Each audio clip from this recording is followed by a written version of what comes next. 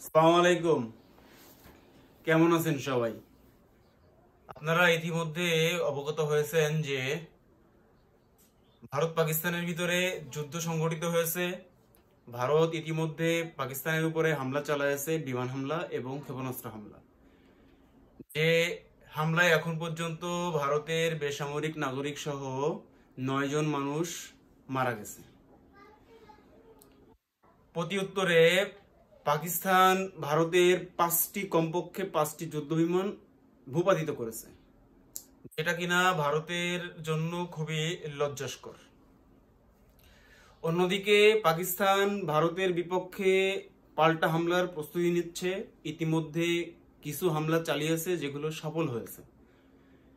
এমনকি 3 জন ভারতীয় সেনা নিহতের খবরও নিশ্চিত করেছে পাকিস্তানের আইএসপিআর।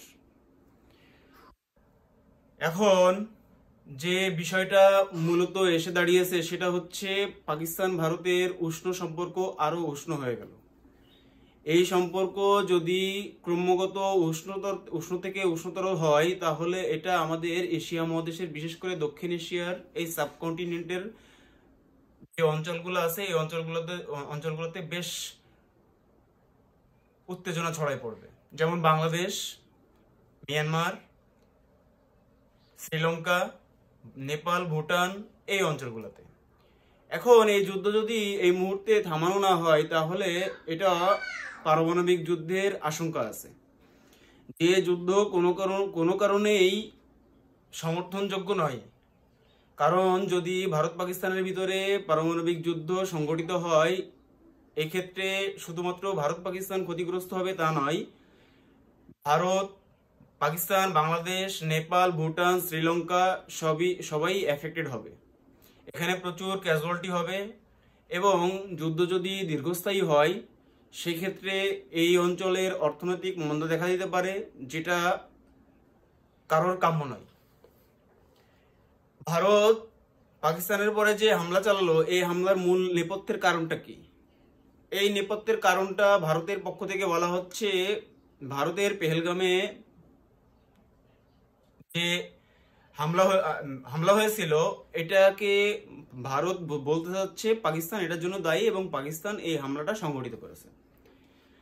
পাকিস্তানের পক্ষ থেকে ভারতের এই দাবিকে প্রত্যাখ্যান করা হয়েছে এবং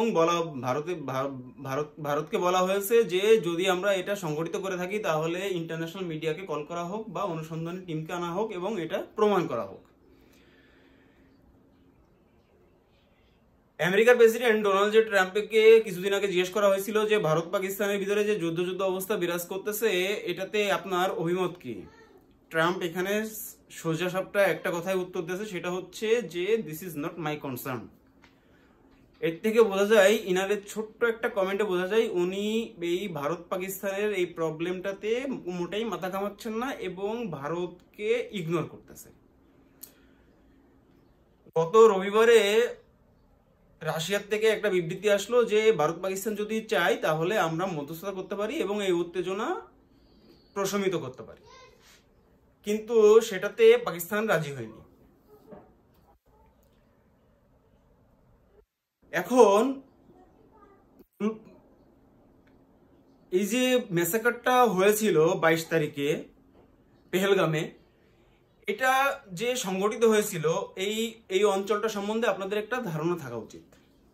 এই অঞ্চলটা টোটালি মিলিটারিতে ভরা একটা অঞ্চল।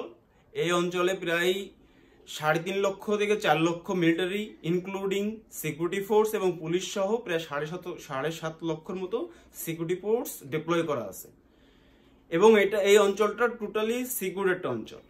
এই অঞ্চলে যে সন্ত্রাসীরা এসে হামলা করে চলে গেল, এটা একটা রহস্য।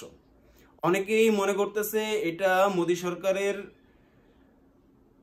রাজনৈতিক ফায়দা হাসিলের জন্য নিজেরাই এটা সংগঠিত করেছে, যার অনেকগুলো ইন্ডিকেশন আপনারা একটু ব্যাখ্যা করলে বুঝতে পারবেন। প্রথম কারণ হচ্ছে, এই কাশ্মীরে যদি আপনি ঢুকতে চান, তাহলে প্রতি 100 গজ পরপর দেখবেন যে মিলিটারি চেকপোস্ট আছে এবং প্রত্যেকটা অঞ্চলে মিলিটারি দিয়ে টহলে ভরা থাকে। কিন্তু কতিপয় সশস্ত্র ব্যক্তি এসে প্রায় 26 জনের মতো মানুষ মেরে ফেললো এবং 1 ঘন্টা ধরে অপারেশন চালায় তারা নিরাপদে প্রস্থান করলো, অথচ ভারতীয় সেনাবাহিনী সেটা লোকেট করতে পারলো না বা তাদেরকে ধরতে পারলো না। এটা আসলে একটা বড় রহস্য, যেই রহস্যের উত্তর আপনাদের কাছে আমি চাচ্ছি। আপনারা কমেন্টের মাধ্যমে উত্তরটা আমাদেরকে দেবেন। ধন্যবাদ, সবাই ভালো থাকবেন।